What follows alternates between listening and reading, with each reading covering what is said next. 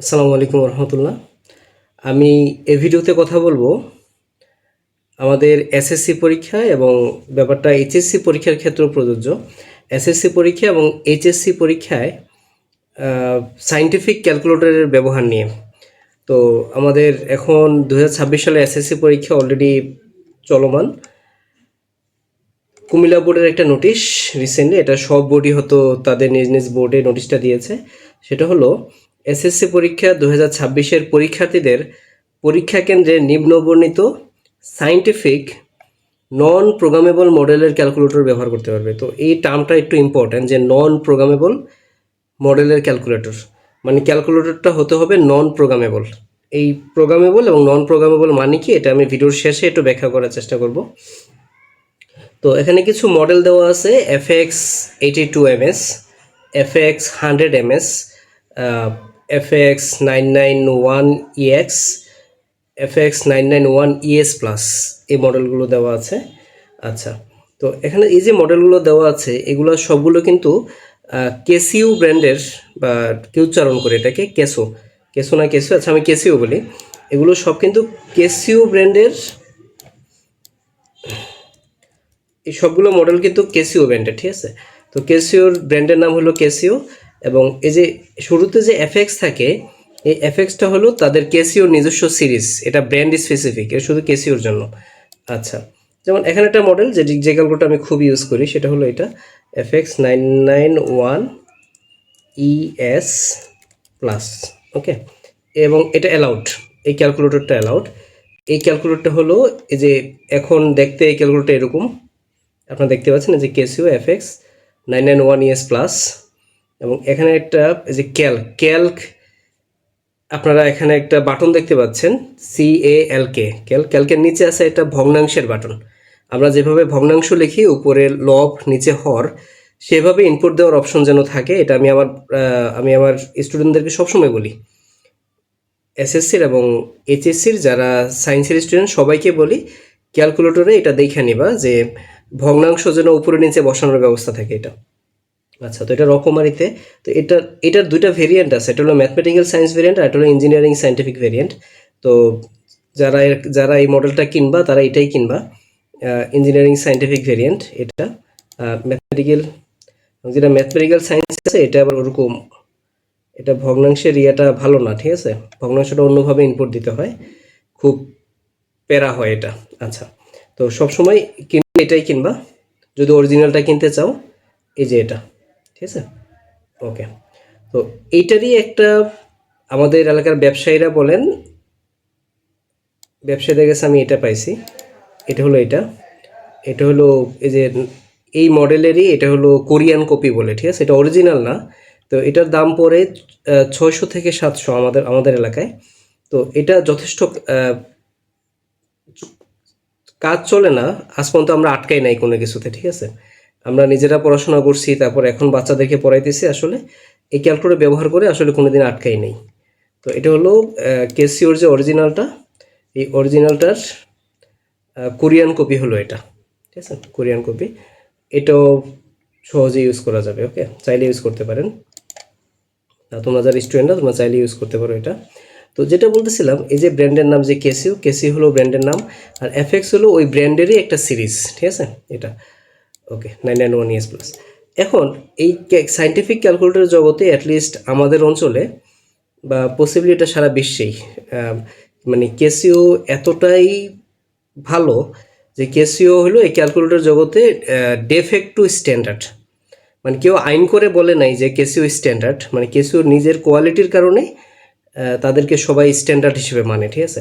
তো এই কারণে দেখা যায় অন্যান্য ব্র্যান্ড যারা ক্যালকুলেটর তৈরি করে তারা সবাই এই কেসিওকে স্ট্যান্ডার্ড হিসেবে মানে, এবং তারাও তাদের ক্যালকুলেটর মডেলে তারা ওই যে কেসিওকে এতটাই ফলো করে, কেসিওর কোনো একটা মডেলের ক্যালকুলেটরে যে ফিচার আছে সেই ফিচারগুলো দিয়ে, সেম ফিচার দিয়ে তারা যদি একটা ক্যালকুলেটর বানায়, তারা মডেলের নামটা ওই কেসিওর মডেলের নামে রাখে। সামান্য একটু পার্থক্য হয়, যেমন এখন পেট্রার একটা আছে, পেট্রা, পেট্রার এখানে কিন্তু এফএক্স থাকে না, পেট্রার যেটা থাকে, এটা আমার কাছে আছে এখানে, এই যে এখানে পেট্রা থাকে পিবিকে, পেট্রা থাকে যে পিবিকে, এফএক্স এর বদলে থাকে পিবিকে। 991 ES প্লাস। ওকে, এবং এর পেট্রা পিবিকে, ঠিক আছে। এটা তো আমার এই ভিডিওর আসল উদ্দেশ্য কিন্তু এই কথাটা বলা, এই কথাটা বলা আসলে আপনারা যে হাইফেনের পরে যে অংশটা সেটা শুধু মিলাবেন পরীক্ষার হলে যখন বাচ্চারা ঢুকবে, পরের অংশটা খালি মিলাবেন, ঠিক আছে, হাইফেনের পরে। এবং শুরুতে যে মডেলটা এটা তো মিলবে না, আলাদা ব্র্যান্ড। এবং যে এই যে এফএক্স, এটাও ব্র্যান্ড স্পেসিফিক, এবং পেট্রা এফএক্সের বদলে ইউজ করে তাদের নিজস্ব কোড পিবিকে, ঠিক আছে। তো আপনারা মিলাবেন হাইফেনের পরে যেটা থাকে 991 ES প্লাস, 991 ES প্লাস। এবং যেহেতু কেসিওর এই মডেলটা যেহেতু পরীক্ষার হলে অ্যালাউড, তার মানে এই পেট্রার এই যে এটা আছে এটাও কিন্তু পরীক্ষার হলে অ্যালাউড। এটা একদম সেম ফিচারসের, ঠিক আছে। এটা তো কেসিওর এটাও নন প্রোগ্রামেবল এবং এটাও একই ফিচারসের, যেহেতু পেট্রা পিবিকে 991 ES প্লাস এটাও নন প্রোগ্রামেবল, তাই আমাদের পরীক্ষার হলে এটা অ্যালাউড। ওকে, তো কেসিওর ব্যাপারে বললাম, এটা দেখাইছি আপনাদেরকে, এটাও দেখাইছি। আরও কিছু মডেল আছে, যেমন সিটি প্লাসও কিন্তু এরকম ক্যালকুলেটর আনে। এই যে 100 MS, 100 MS কিন্তু আমার পছন্দ না, দেখছেন এই যে ভগ্নাংশটা, ক্যালকের নিচে যে ভগ্নাংশটা ইনপুট দেওয়ার অবস্থা খুব ভালো না, ঠিক আছে। এটা এইভাবে ইনপুট দেওয়া খুবই প্যারা, কেউ পারলো। আরও মনে হয় ব্র্যান্ড আছে, ঠিক আছে, এই যে অসালু বা অসেলু নামে আরেকটা ব্র্যান্ড আছে। এবং এটা হলো সিটি প্লাসের এই মডেলটা হলো SX 100 MS। ওকে, তো ব্র্যান্ডের নাম হলো সিটি প্লাস এবং তাদের সিরিজ হলো SX। তো সিটি প্লাস কিন্তু ইউজ করতেছে SX, সিটি প্লাস কিন্তু আর FX দেবে না। এবং হাইফেনের পরে আছে 100 MS, রাইট। তো 100 MS হলো কি, এই যে কেসিওর যে এটা, এই যে FX 100 MS, ওইটার লেভেলে মানে একদম সেম ফিচার সেট। এবং কেসিওর FX 100 MS যেহেতু অ্যালাউড, তার মানে সিটি প্লাসের এই যে এটাও কিন্তু অ্যালাউড হবে। এবং এটা আমি বাচ্চাদেরকে বলি না কিনতে, ওই যে ভগ্নাংশের উপরে নিচে ভগ্নাংশ ইনপুট দেওয়ার ব্যবস্থা নাই, ঠিক আছে। এটা আমার ব্যক্তিগত অভিজ্ঞতা থেকে আমি এটা সবাইকে না বলি, ঠিক আছে। এটা তো এটি ছিল আজকের ভিডিওর মেন কথা। আমি এখন আরেকটু ব্যাখ্যা করার চেষ্টা করব যে প্রোগ্রামেবল ক্যালকুলেটর আর নন প্রোগ্রামেবল ক্যালকুলেটরের পার্থক্যটা কি। জেনারেলি একটা ডিভাইসকে আমরা প্রোগ্রামেবল বলি যদি আমরা সেই ডিভাইসে নতুন ফিচার অ্যাড করতে পারি, রাইট। তো আমি যখন আমার ল্যাপটপটা কিনি তখন কিন্তু আমার ল্যাপটপে মাইক্রোসফট ওয়ার্ড ছিল না বা মোজিলা ফায়ারফক্স ছিল না, রাইট। তো মাইক্রোসফট ওয়ার্ড হলো একটা সফটওয়্যার প্রোগ্রাম, মাইক্রোসফট ওয়ার্ড হলো একটা অ্যাপ্লিকেশন সফটওয়্যার অথবা একটা অ্যাপ্লিকেশন প্রোগ্রাম, রাইট। এটা সেমভাবে মোজিলা ফায়ারফক্সও হলো একটা অ্যাপ্লিকেশন সফটওয়্যার বা অ্যাপ্লিকেশন প্রোগ্রাম। বা আমি আরেকটা সফটওয়্যার ইউজ করি ভিডিও রেকর্ড করার জন্য, সেটা হলো এই যে OBS স্টুডিও, ঠিক আছে। দেখেন OBS স্টুডিও, তো OBS স্টুডিও কিন্তু আমি যখন ল্যাপটপ কিনি তখন কিন্তু OBS স্টুডিও ইনস্টল করা থাকে না, ঠিক আছে। তো OBS স্টুডিও হলো একটা অ্যাপ্লিকেশন সফটওয়্যার বা অ্যাপ্লিকেশন প্রোগ্রাম, সংক্ষেপে আমরা এটাকে বলি অ্যাপ। তো আমরা নতুন অ্যাপ কিন্তু আমি ইনস্টল করতে পারি আমার এই যে কম্পিউটার ডিভাইসটাতে, আমার ল্যাপটপে। এই কারণে আমার ল্যাপটপ কম্পিউটারটা হলো একটা প্রোগ্রামেবল ডিভাইস।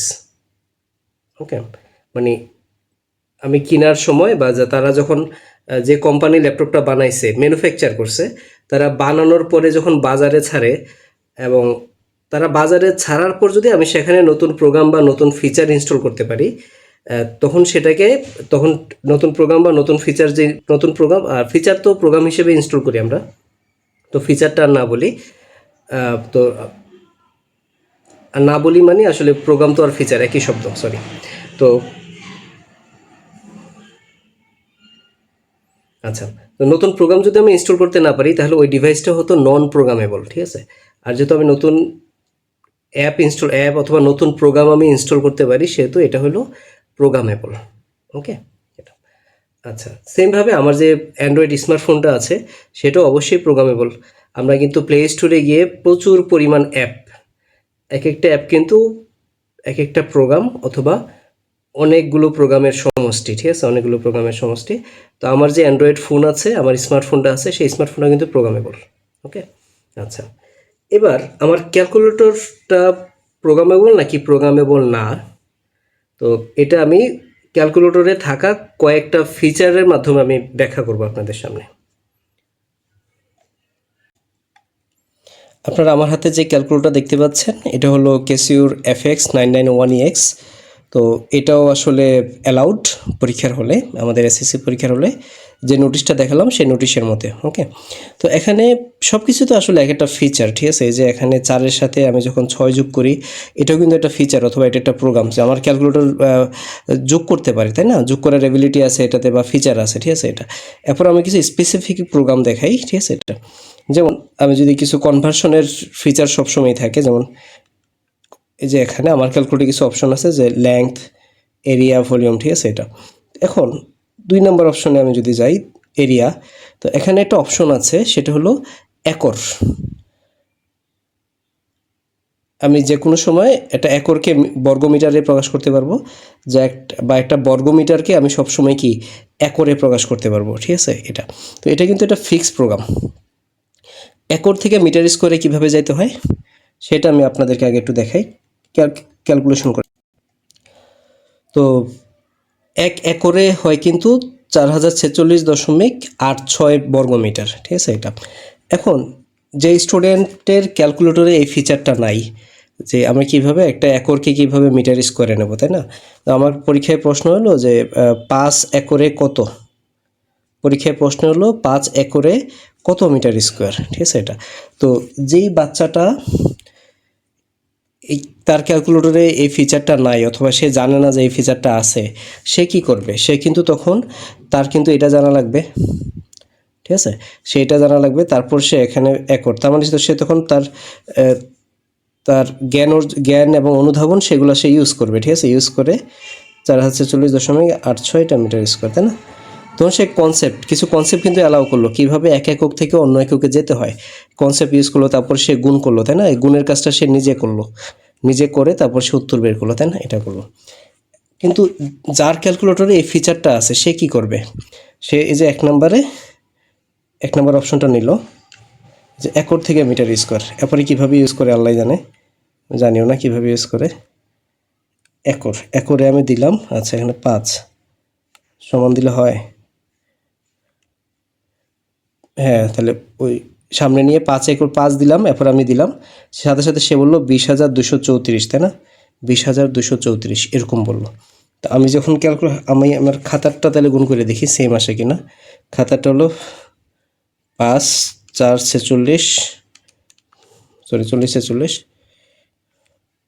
হ্যাঁ একই সংখ্যা কিন্তু আসতেছে, তাই না? 20 2 34 এত, ঠিক আছে। এটা তো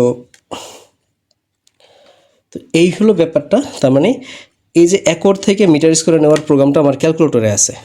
তো সে যখন ক্যালকুলেটরের প্রোগ্রামটা ব্যবহার করে সে কিন্তু তখন সে এই সূত্রটাও সে জানে না, বাচ্চা এই সূত্রটাও সে জানে না, এবং সে কি জানে না একটা একক থেকে, এবং সে এটাও জানে না যে একটা সূত্র জানা থাকলে ওই সূত্র দিয়ে কিভাবে এক পাশের একক থেকে আরেক পাশের এককে যেতে হয় ওইটাও সে জানা লাগে না। সে না জেনে সে ডাইরেক্টলি কিন্তু ওই যে ক্যালকুলেটরে থাকা প্রোগ্রামটা ইউজ করে ফেলে, রাইট। এটা এখন একটা ক্যালকুলেটর নন প্রোগ্রামেবল মানে কি? নন প্রোগ্রামেবল মানে হলো এর ভেতরে অলরেডি যে প্রোগ্রামগুলো আছে এইগুলোই ফাইনাল প্রোগ্রাম, আর কোনো নতুন প্রোগ্রাম এখানে ইনস্টল করা যাবে না, ঠিক আছে। তো ইনস্টল করা গেলে কি প্রবলেম হতো এটা আমি ফিজিক্সের একটা ইয়ের মাধ্যমে ব্যাখ্যা দিই। আমাদের ফিজিক্সে আমরা প্রায় তুল্য রোধ ব্যবহার করি, যে তিনটা রোধ R1 R2 R3, R1 R2 R3, তো এদের মান আমি ধরলাম, সিম্পল মান দিলাম, এটা 1 ওহম আর এটা 2 ওহম আর এটা হলো 3 ওহম। এখন এগুলোকে যদি আমি চাই এরা সমান্তরালে যুক্ত আছে, এখন এদের তুল্যরোধ কত? তো যে একটা বাচ্চা, তো আমি চাইতেছি সে বাচ্চাটা কি ইউজ করবে, সে 1/R1 প্লাস 1/R2, এই সূত্রটা কিন্তু সে জানতে হবে, তাই না? এই সূত্রটা সে জানতে হবে। তুল্যরোধ যদি আরপি হয় তো আমরা জানি 1/R সাব পি সমান হলো এটা। তো সে কিন্তু এই ডিটেল প্রসেসটা করতে হবে, 1/2 1/3, সেই পুরোটাকে একটা যোগ করে একটা সিঙ্গেল ভগ্নাংশ নেবে, তারপর সেটাকে বিপরীতকরণ করলে সে আরপির মান পাবে, তাই না? সে কিন্তু সূত্র জানা লাগতেছে, এটা সেখানে মান বসে সে কিন্তু ক্যালকুলেশন করা লাগতেছে। আচ্ছা, এখন এই 3টা রোধ দেওয়া থাকলে, ওই 3টা রোধ সমান্তরালে থাকলে তুল্যরোধ কত হবে এটার কিন্তু একটা প্রোগ্রাম লিখে ফেলা সম্ভব। এখন একটা ক্যালকুলেটর যদি প্রোগ্রামেবল হতো তার মানে কি, আমরা নতুন একটা প্রোগ্রাম লিখে আমি বাজার থেকে যখন কিনছি, ধরেন এই ক্যালকুলেটরটা প্রোগ্রামেবল, ধরেন এই ক্যালকুলেটরটা প্রোগ্রামেবল। এখন আমি বাজার থেকে যখন এই ক্যালকুলেটর কিনছি বা কেসিও কোম্পানি যখন ক্যালকুলেটরটা বাজারে ছাড়ছে, তখন সে কিন্তু এই 3টা রোধ সমান্তরালে থাকলে তুল্যরোধ কত সেটার প্রোগ্রাম কিন্তু দিয়ে দেয় নাই, ঠিক আছে। কিন্তু যেহেতু এটা প্রোগ্রামেবল, তার মানে আমি নিজে প্রোগ্রাম লিখে এটার ভেতরে ওই প্রোগ্রামটা ইনস্টল করে দিতে পারবো। তখন কি হবে, তখন একটা বাচ্চা কিচ্ছু না, ক্যালকুলেটরে সে 1 2 3 ইনপুট দেবে এবং এই যে এত কষ্ট করে এই লম্বা প্রসেসে আমি একটা বাচ্চার অনেক কনসেপ্ট কিন্তু এখানে যাচাই হয়। তো তো তখন সে কি করবে, ক্যালকুলেটরে 1 2 3 দিলে এই পুরা হিসাবটা তখন ক্যালকুলেটর নিজে করে তার এখানে উত্তরটা দিয়ে দেবে। এতে কি হলো, এতে যে বাচ্চাটা এই যে এই প্রোগ্রামটা ইউজ করলো সে কিন্তু তার এই জিনিসগুলো কিন্তু যাচাই হলো না এবং সম্ভবত সে জানলোই না। আর আমাদের বাচ্চারা তো সুযোগ পাইলে পসিবলি চুরিই করবে, ঠিক আছে, এরকম। আর আমরা তাদেরকে শিখাইছি এরকম, ঠিক আছে। আমাদের আশেপাশে সবাই আমরা চোর, তো বাচ্চারাও চুরির সুযোগ পাইলে ছাড়ে না, ঠিক আছে। তো এই কারণে তো আশা করি আমি বুঝাইতে পারছি প্রোগ্রামেবল ক্যালকুলেটর কি আর নন প্রোগ্রামেবল ক্যালকুলেটর কি, এবং পরীক্ষার হলে কেন নন প্রোগ্রামেবল ক্যালকুলেটরগুলো নিষিদ্ধ। ওকে, তো এটুকুই বলার ছিল। ধন্যবাদ সবাইকে।